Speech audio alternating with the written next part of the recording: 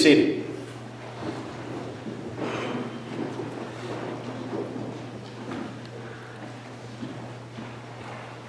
In Stephen King's book, The Stand, one of the central characters is Mother Abigail. Now, Mother Abigail is one of the good guys in the book, and she's pretty much kind of the leader of the good side versus the dark side, or the bad side. And part of her leadership is based on two very important things. One, of course, is her supernatural powers, and the other is the fact that she is a very strong woman of faith.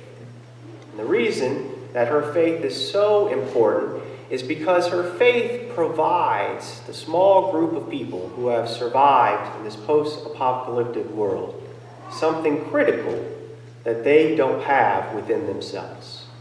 And that is hope. Mother Abigail's faith provides them with hope. Now, hope is a word that's often misunderstood and misdefined in our world today, as you'll probably agree with me. One thing that we can definitely say hope isn't is that it's not an overt positive optimism about the world. Hope is not forcing yourself to be overly optimistic and denying the realities of the world, nor your feelings about it. Another thing hope isn't, it's not about engaging in wishful thinking or believing that if you believe something hard enough, everything is going to come to fruition. No, hope, real hope for us, is about trust. And specifically for us Christians, it's about trust in God. Trust that God has a plan for this world, and that plan is to change this world for the better. That was the kind of hope that you could see in Mother Abigail, Stephen King's book, The Stand, and that's the kind of hope that we also see in Mary, who our readings discuss today. Now, in the last 2 weeks, we've been reading a lot about John the Baptist and his role kind of as a trailblazer, preceding the ministry of Jesus. Now we jump back in Luke's gospel, which we'll be reading for this whole year, and kind of hear a little bit about what's happening with Mary. And what we read about today is that an angel has just visited Mary and has told her that she is going to be the mother of Jesus. Now, after receiving this visitation, she also learns from the angel as well that her relative Elizabeth is also pregnant after living a very long life, not being able to have children. And she, of course, is pregnant with John the Baptist.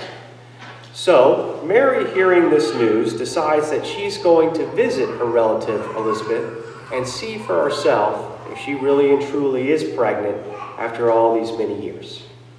Now, important side note is that for us as modern people, we take the ability to travel fast, convenient, and safe for granted. In the ancient Mediterranean world, in the time of Jesus, travel was in no way, shape, or form comfortable, was not convenient, and it was definitely not safe or fast. Therefore, for them culturally and socially, travel was a very frowned upon thing. If you went somewhere, you were up to something. And because back then, too, it wasn't exactly an egalitarian society, if you traveled as a woman, they really thought you were up to something. So the fact that Mary goes out and leaves her town to see her relative Elizabeth lets us kind of know that Mary is a woman that I would say is a force to be reckoned with. She has a lot of courage. She has a lot of gumption. She's definitely not the meek and mild one that she's constantly kind of portrayed in our society. So we need to see that from Mary's actions, she is definitely a very strong woman of faith. Now, when Mary arrives at Elizabeth's home and greets Elizabeth, John the Baptist in Elizabeth's womb jumps for joy. And this causes Elizabeth to see how special Mary is, and so she offers Mary a blessing. And she blesses Mary first because she's going to be the mother of Jesus, the Lord and the Messiah. But most of all, she blesses Mary because of her hope. Because as we read in verse 45, it was Mary who believed that there would be a fulfillment of what was spoken to her by the Lord. Mary trusted in God. God's plan for her and for this world. Mary, despite all the things that were going on around her in her life and her world, had faith. And this faith allowed her to see a better side of the world. It allowed her not to see what the world was, but what it could become.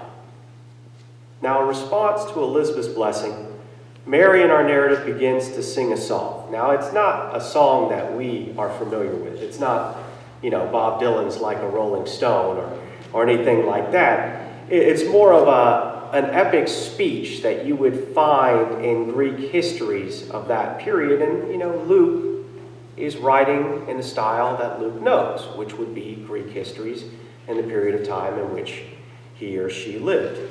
So picture the song more of a monologue that you would see in a play or a movie. And so in this monologue, what Mary does is she lays out exactly what God will do in the future, what her hope is founded on. And what God is going to do, firstly, is show the arrogant who think they know what's best for everyone that maybe they don't have it all figured out. They don't know how the world's supposed to run. God will also give relief to the ones who are snubbed and treated unfairly by society. God will bring food to the hungry and make sure that everyone has everything that they need. And God will do the thing that we so often hope for and pray for in this world, and that is God will bring justice to those in need of justice. It's often in life that we get caught up in what God did or didn't do right now. And in that, we kind of forget. We forget and we get overwhelmed by our fear and our despair. And it makes us think that, God probably doesn't care about us. Or there really isn't a God out there. And if there is a God out there, why would God let these awful things happen again and again and again? And what Mary does for us today is Mary reminds us all what God is going to do. We often forget and lose focus on. That one day God will set everything right with the world. Now, when is that day going to come? I don't know. You don't know. Nobody knows. But what we do know through Mary is that God does keep his promises. And the proof of that promise is Jesus, which we are coming quickly to celebrate on this Christmas day. So in the meantime, what are we to do?